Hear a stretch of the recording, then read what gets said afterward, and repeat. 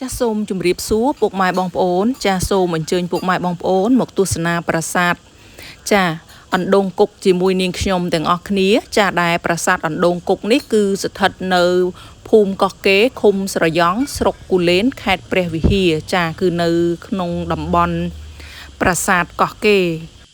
ហើយប្រាសាទនេះដែរគឺកសាងឡើងនៅសតវត្សទី10ចាស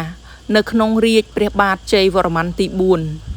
កសាងដើម្បីឧទ្ទិសទៅដល់ព្រហ្មញ្ញសាសនាចាពោលគឺព្រះសិវៈចាប្រាសាទនេះសាងសង់អំពីថ្មភក់និងលាយជាមួយនឹងថ្មវាយក្រៀមបន្តិចបន្តួចចាកសាងមានប្រាង្គតូលតែមួយទេចាប៉ុន្តែគឺមានទំហំធំមែនទែនចា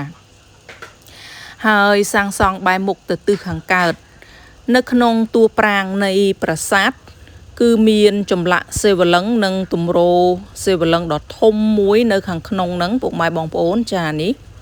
ប៉ុន្តែបច្ចុប្បន្នគឺរងការខូចខាតផ្នែកគ្រឹះនៃប្រាសាទចានឹង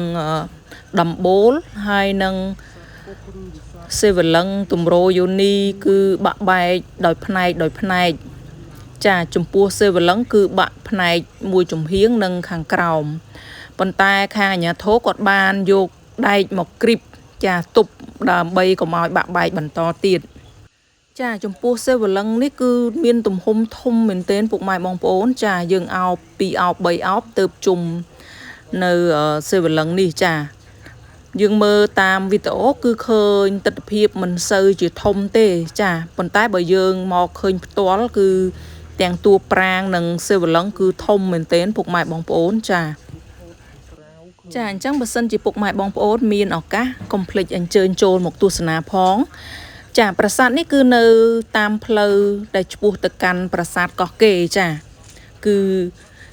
ជិះតាមផ្លូវទៅកាន់ប្រាសាទកោះកេរគឺមានប្រាសាទរណបជាច្រើននៅសងខាងផ្លូវតែម្ដងចាអញ្ចឹងពុកម៉ែបងប្អូនកុំភ្លេចចូលទស្សនាផង